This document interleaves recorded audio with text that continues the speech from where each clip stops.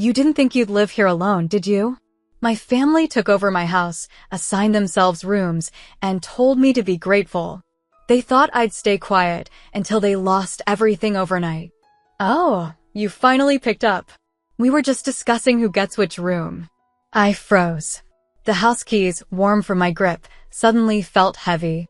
What? Well, you didn't think you'd live there alone, did you? Mom's voice was light, casual, like she hadn't just ripped the ground out from under me. Your father and I will take the master bedroom, obviously. Your brother needs the room with the big windows. He's always wanted a home office. And your sister, well, she has the kids, so it makes sense for her to take the largest guest room. My breath hitched. Mom, this is my house. Silence. A beat, just long enough to trick me into thinking she'd finally understood. Then, she let out a sigh, the same one she always used when I disappointed her.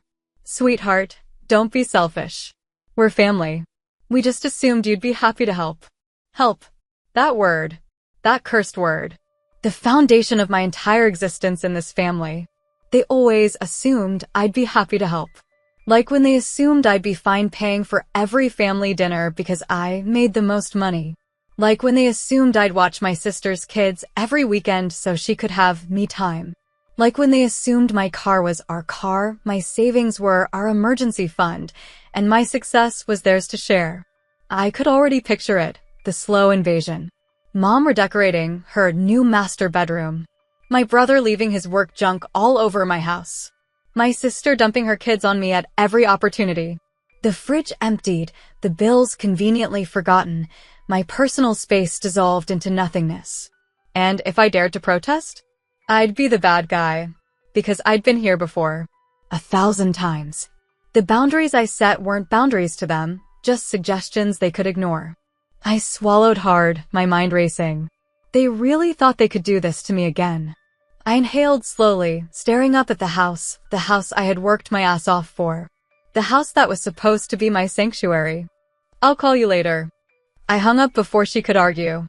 Then, gripping the keys like a weapon, I stepped inside, letting the silence of MY house wrap around me like armor. They had no idea what was coming. I barely had time to breathe before the group chat exploded. Mom, sweetheart, we need to talk about the house. Brother, so pumped for my new office. When can I bring my desk over? Sister, I told the kids they get to have sleepovers at Auntie's house all the time. They're so excited. My stomach twisted as the messages kept rolling in. They hadn't even asked if they could move in. They had already decided. My fingers hovered over the keyboard, but before I could type a single word, my phone rang. Dad. I sighed and answered. Hey, Dad. Hey, kiddo. His voice was calm, reasonable. Look, your mother's a little upset. She thinks you're being, well, difficult. Difficult. There it was. The family's favorite word for me. Dad, I just bought this house. For me. Not for everyone else. And no one's saying you can't live there, he said smoothly, as if that was the problem. But think about how much easier it'll be for your mother and me. We're getting older. Do you really want us dealing with mortgage payments at our age? And your sister, raising kids is expensive, you know. A little support from family wouldn't hurt. A bitter laugh slipped out. Support.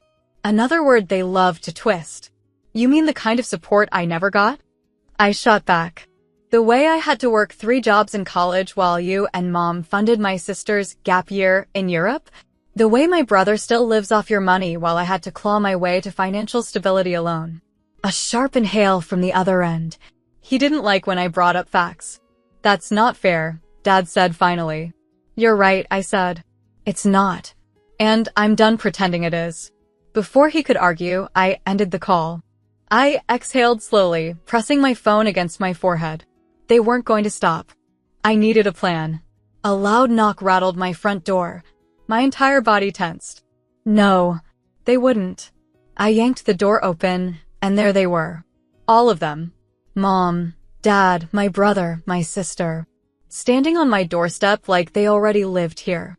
We need to talk, Mom said, smiling like she hadn't just tried to hijack my life. We really don't, I said, gripping the door frame. "Oh, don't be like that," my sister chirped, stepping past me like she owned the place. She turned in a slow circle, scanning my entryway. "Wow, this is way bigger than I expected. The kids are going to love it here. The kids who didn't live here." My brother whistled, peering into the living room. "Damn, this is nice. Hey, is the basement finished?" I was thinking of setting up a gym. Mom sighed dramatically. "Sweetheart, we didn't want to do this over text. We just want to have a real conversation. Face to face. Like family." Family. Another weaponized word. I folded my arms. A conversation about what, exactly? Dad clapped a hand on my shoulder, like he was breaking bad news to me. "We know this was a big step for you. And we're really proud. But we've been thinking, maybe it'd be best if we all just pooled our resources." I stared at him. What the hell does that even mean? Mom smiled, like she was explaining something obvious. "It means we help each other out. You have the house, but we can all pitch in to make it a home." Make it a home. They wanted to take my independence and turn it into a communal project. "So let me get this straight," I said slowly. "I paid for the house. I own the house. But you all think you get to move in, claim rooms, and I'm just supposed to let that happen." Mom's smile faltered. "Well, when you put it like that, it sounds like exactly what it is." I cut in. Dad sighed. "It's about doing the right thing." "For who?" Silence. My sister clicked her tongue. "Wow, you've really changed, huh? Used to be family-oriented. Guess money does that to people." I barked out a laugh. "Yeah? And what does freeloading do to people?" Her mouth snapped shut. Mom cleared her throat. "We're just asking you to think about this. Really think about it." I already had. And now, as I looked at the people who had spent years draining me dry, taking and taking and taking, I was done. I smiled. "You know what? You're right. I should think about it." Mom beamed, relief washing over her face. "Oh, sweetheart, I knew you'd come around." "Yeah," I said, leaning against the door frame. "I'll think about it while you all leave. Right now." Her face dropped. "Excuse me? You heard me." I gestured toward the driveway. "Out!" "But." "No buts. You're not moving in. You're not taking rooms. You're not turning my house into your personal handout. So you can either leave willingly, or I can call the cops and have them escort you off my property." Their jaws dropped. "You wouldn't," my brother scoffed. "Try me." The tension crackled like a live wire. For the first time, they saw it. Really saw it. I wasn't bending. I wasn't budging. I was done. Finally, Mom pursed her lips and turned to leave. "You're making a mistake." "Maybe," I said. "But at least it's mine to make." One by one, they filed out. Furious. Shocked. Defeated. I waited until they were all in their cars before shutting the door. And then, for the first time, I walked through my house. My empty, quiet, peaceful house. They thought this was over. They had no idea what was coming next. For the next 2 days, I waited. Waited for the next wave of manipulation, the next attempt to push past my boundaries. Because I knew my family, they never accepted no as an answer. And sure enough, it didn't take long. The first sign? The text messages. "Mom, sweetheart, we need to talk. You can't just throw your family away over a misunderstanding." "Dad, think this through. You're being emotional. We're offering you an opportunity to strengthen family bonds, not push everyone away." "Brother, fine. Keep the house to yourself. But don't expect me to help you with anything when you need it." "Sister, the kids are crying. They don't understand why Auntie doesn't want them around. Hope you're happy." I almost laughed. There it was, the guilt trip. The emotional blackmail. The carefully crafted messages designed to make me feel like the villain. But I wasn't the same person they had controlled for years. I ignored them. Every single one. And that's when they escalated. The knock on my door came at exactly 6 p.m. Right on schedule. I didn't even check the peephole. I knew who it was. I opened the door to see Mom, Dad, and my sister standing there with forced smiles and arms full of peace offerings. A basket of fruit. A bottle of wine. A plate of my mom's homemade lasagna. Bribes. Sweetheart, Mom said, voice sickly sweet. We just want to talk. I leaned against the door frame, unimpressed. We already did. Remember? I said no. You didn't really mean it, she dismissed, stepping forward. Let's sit down, have a nice meal, and discuss things properly. Mom, I deadpanned. Do you think bringing lasagna changes the fact that you tried to hijack my house? Her smile twitched. We're just trying to make things right. Right for who? You mean right for you, I said. My sister sighed dramatically, shifting the plate in her hands. God, you're being so dramatic. We're just asking for a little space. You have, 5 bedrooms, and you don't even have a husband or kids. What do you need all that space for? I blinked. Unbelievable. You're asking me why I need space in my own home? I'm saying it's selfish to keep all this to yourself when we could all be comfortable here together. I almost laughed. The audacity. The sheer entitlement. Right. Because my whole life, it's always been about making sure you're comfortable, hasn't it? My sister frowned. That's not fair, isn't it? Because I remember a time when I was working 3 jobs to pay my rent while Mom and Dad covered your European vacation. I remember when I needed help and you were too busy, but I was always expected to drop everything for you. So, tell me again why I should care about your comfort. Silence. A crack in their armor. Then, Mom placed a hand on my arm, her voice dropping into a softer, more serious tone. The final play. The emotional dagger. Honey, she said, this isn't just about us needing space. It's about family. One day, you're going to need us, and when that day comes, we won't be there. I tilted my head, studying her. Is that a promise? Her eyes widened slightly, thrown off by my response. Because honestly, I continued. That sounds like a blessing. Enough. I stepped back and started closing the door. Wait. Mom reached for my wrist, her nails digging in slightly. Just think about what you're doing. I pulled free, my voice colder than ice. No, Mom. You think about what you're doing. Because you're about 5 seconds away from me calling the cops to remove you from my property. Her face twisted in shock, like she had never expected me to stand my ground. Dad, who had been silent the entire time, finally sighed. Come on, he muttered to Mom and my sister. She's made her choice. Mom scoffed, yanking the plate of lasagna back like she had just realized she wouldn't be invited in. Don't come crying to us when you realize what a mistake you've made. I smiled. Oh, I won't. And with that, I shut the door. For good this time. That night, I finally allowed myself to relax. I poured a glass of wine, kicked my feet up on my couch, and let the silence of my house wrap around me. For the first time in forever, I felt at peace. Until my phone buzzed again. I sighed, picking it up, prepared to ignore yet another guilt trip. Until I saw the message from my realtor. Realtor, hey. Just a heads up, I got a weird call from someone claiming to be your mother. She was asking about your mortgage details, loan balance, and if there was any way to transfer ownership of the house. I shut it down, obviously, but figured you should know. My blood ran cold. They weren't just trying to manipulate me. They were trying to take my house. They were actually trying to steal my home. I put my glass down, heart pounding. And then, slowly, I smiled. Because if they thought this was over, they had no idea what I was about to do next. They really thought they could steal my house. Not just move in. Not just take over. They were actually trying to take it out from under me. For years, I had played their game. The guilt trips. The manipulation. The endless, suffocating demands. But now? Now, it was my turn to play. I grabbed my phone, scrolled past the desperate texts from my family, and called my lawyer. Hey, Ava, I said, my voice eerily calm. I need to make sure my house is legally untouchable. Can we set that up? Absolutely, she said without hesitation. I'll file everything first thing in the morning. But what happened? I told her. Everything. By the time I finished, she was silent for a long moment. Then, she let out a low whistle. Damn. That's next level entitlement. Good news is, since they're not on the deed, they can't touch the house. Bad news?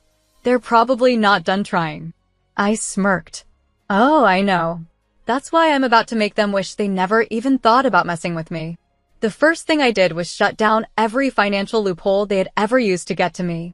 I called my bank and removed them as emergency contacts. I updated my will, no more, just in case, clauses for them. I put blocks on their numbers so they couldn't spam me with guilt trips. And just for good measure, I called my employer and made sure my family had zero access to any of my information. I was done being their safety net. The next move was making sure the world saw them for exactly who they were. I started with a little social media post. It wasn't dramatic. Just a simple, factual statement. Imagine working your entire life to buy your dream home, only for your family to decide it belongs to them instead. Funny how some people only see you as a wallet, not a person. No names, no direct accusations. But my friends and extended family? They knew. And the comments? Brutal. This is insane. You deserve better. Wait, are you saying your own parents tried to take your house? WTF. Girl, I remember when they made you pay for their cruise while you were still in college. You should have cut them off years ago. The more people commented, the more it spread. And guess who saw it? My mother. She must have lost her mind, because within hours, her response showed up in my inbox. Mom, how could you humiliate us like this? Me, how could you try to steal my house? Mom, IT was never about stealing. It was about family. You've always been ungrateful. Me, ungrateful for what? Paying for everything while you drain me dry? Mom, we need to talk in person. I left. Oh, I bet she wanted to talk. Probably to find some new way to twist this in her favor. Too bad for her, I was just getting started. A week later, I got a call from my lawyer. Hey, Ava said, sounding amused. So, your parents? They tried to take out a mortgage on your house. I nearly dropped my coffee. What? Yep. They actually went to a lender, pretended they had a stake in the property, and tried to get approved for a massive loan. My hands shook, not with fear, with rage. They weren't just trying to pressure me into giving them space. They were trying to put me in debt for them.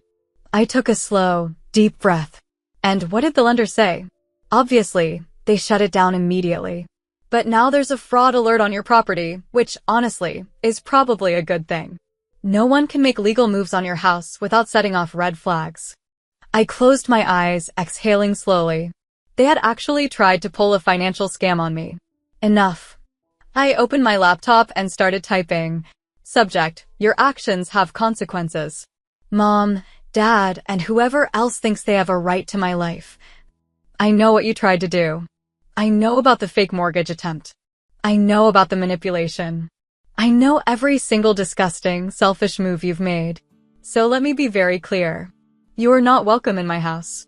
Ever. Any further attempts to mess with my finances will result in legal action.